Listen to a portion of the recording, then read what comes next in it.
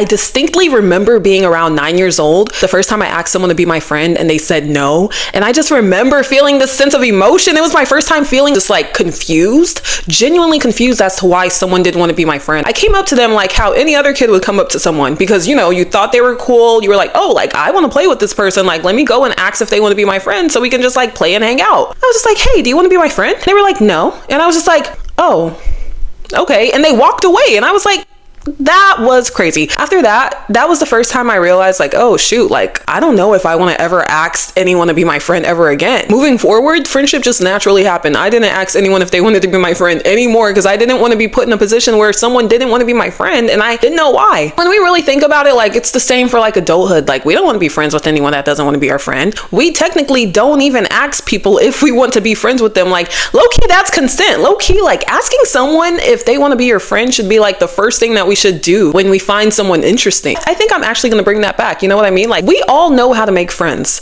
I think a lot of people say that it's hard making friends in your 20s because like you don't know how to, but we know how to. It's kind of like somatic therapy. You already know what to do. You just got to put it into action. Making friends as an adult, it can be difficult in regards to bringing people together because people have work, people have things to do. And just because they have an off day doesn't mean like, oh yeah, I have to actually go and hang out with this person. No, maybe some people want to take their off days and like just relax and refresh after having like a long week of work. I wanted to like really touch base on this conversation because I was like thinking about how I've been able to make friends. I feel like I have the proper credentials to talk about this because I have friends from when I was like 11 years old up until my big age of 24. We're still best friends to this day. I have maintained long distance friendship. I moved halfway across the country. I still have my close friends connected with me. I visit often. They visit me here. I live in New York City now. I've made friends here in New York. We're gonna dissect everything, right? I can definitely validate saying that it's not easy, but like you know how to do it and you just gotta go with the flow of doing it, right? Navigating friendship in your 20s is not something that's easy. It's not something that's easy, and you actually have to put yourself out there. If you think that just staying in your room or staying at home and just magically making friends that way is gonna happen, it's not gonna happen unless you have mutuals online.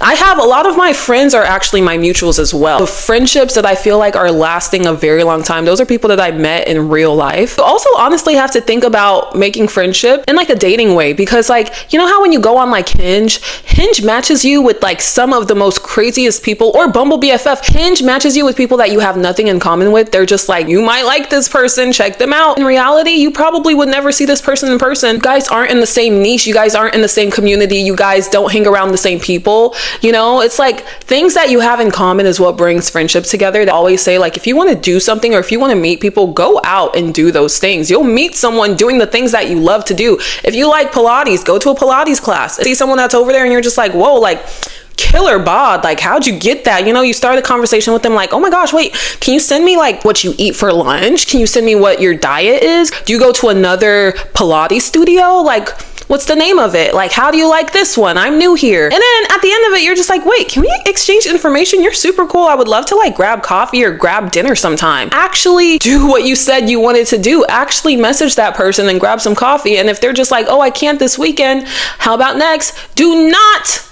lean back. Actually set a date for next weekend and actually grab coffee. Before I moved to New York, there was someone that wanted to be my friend and they reached out to me on Instagram. We met a few times, but they DM'd me because they didn't have my number and they were like, hey, I want to be your friend. Like, I think we would be really good friends. Like, let's make plans to hang out. It wasn't even for that month, but for the following month. The month passed. 2 weeks before we were set to hang out, they messaged me like, hey, you're still up to hanging out on this specific date?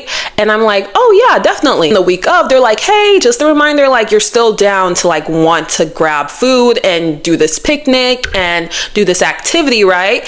And I'm just like, oh yeah, like I really genuinely enjoyed the fact that they kept on reaching out specifically to confirm that we still had this plan. And when I hung out with this person, I actually had a great time. And they told me that they actually wanted to make more friends. The way that they were going about making friends and actually hanging out with them the same way that they did with me was because they had a notes app of people's names that they wanted to hang out with. And I saw my name on that notes app. And they had like a date and time and everything. And I was just like, wow, like this is actually very cool. I was just telling them like, really enjoyed the fact that you were very intentional in regards to wanting to get to know me. And I'm going to take this along with me to New York when it comes to me making new friends in a whole new city. The very first friend that I made here in New York, she actually reached out to me. I made a TikTok video about how I was new to New York. She saw my TikTok video and she DM'd me. She's like, I'm new here. Like, so are you. Let's grab some food. Let's hang out and let's explore the city together. We did just that. We planned a date, planned the time.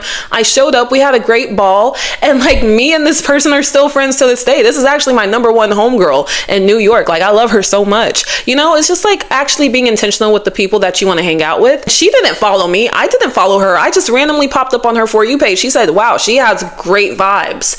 She's new here. I'm new here. We already have that in common. Boom. Also, intentionality. Let's hang out. Let's explore the city. Let me get to know you. If it doesn't click, then it doesn't click. But if it does, amazing. We prosper, you know? It's all about being intentional when you're an adult. It's all about setting time, setting a place, and actually proceeding with wanting to hang out and getting to know that person. That's it. Nowadays, a lot of people are very casual with it. Like, you want to grab drinks, boom, you grab drinks. Me personally, I would love to do an activity. I would love to do something cutesy. I would love to even have a picnic. Let's do something free. Let's have a picnic in the park and get to know each other and paint. Love that. When it comes to friendship though, I know my friends who are high maintenance. I know my friends who are low maintenance.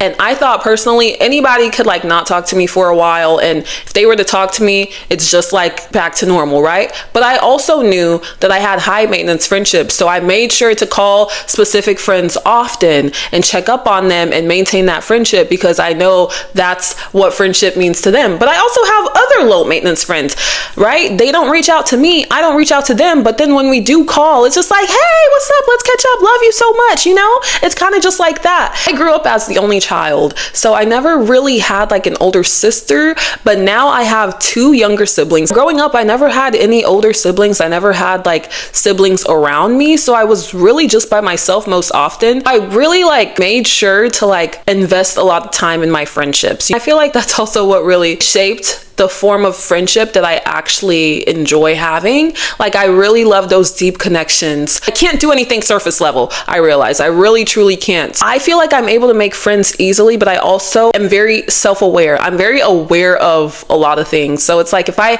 meet someone that I know is a bit introverted, I will back off a little bit, but I would make sure to ask them questions in order for them to be comfortable, you know? Making friends and being a good friend is all about being aware of the other person as well. Knowing how to maintain a conversation. It's not as difficult as people may think, but a lot of people have anxiety when it comes to maintaining a conversation.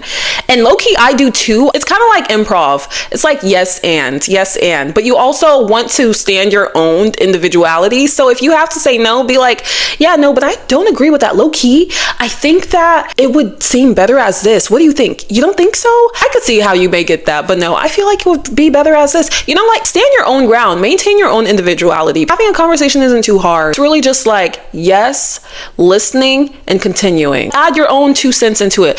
Sometimes people, they don't like when people relate to their story, right? And I'm just like, I don't understand that. Whenever I tell a story, I would love if the other person related. It means that they actually understand what the heck I was going through. You're the type of person that likes to like relate into other people's story, completely understand. Or if you don't want to seem like the type of person that does, then literally just, you know, listen to the person's story and ask them more questions about it. That's what I like to do. I like to relate and I like to ask questions so then they can dive deeper into what they have to say. Jumping into having individual friendships, I prefer having individual friendships rather than group friendships. I've only ever had like a group friendship, like high school and in college. It's always been group friendship. But then towards the end of college, I really enjoyed maintaining individual friendships. And I can call them on their own time rather than doing a group FaceTime call. I just feel like group friendships can kind of get a little messy. So much easier when you have individual friendships because you can just talk to the person like one-on-one if there's ever an issue, if there's ever a problem, rather than getting the whole group involved. It gets just too complicated. And personally for me, I like to have a simple and easy life rather than a complicated life. So I'm very thankful that I'm able to like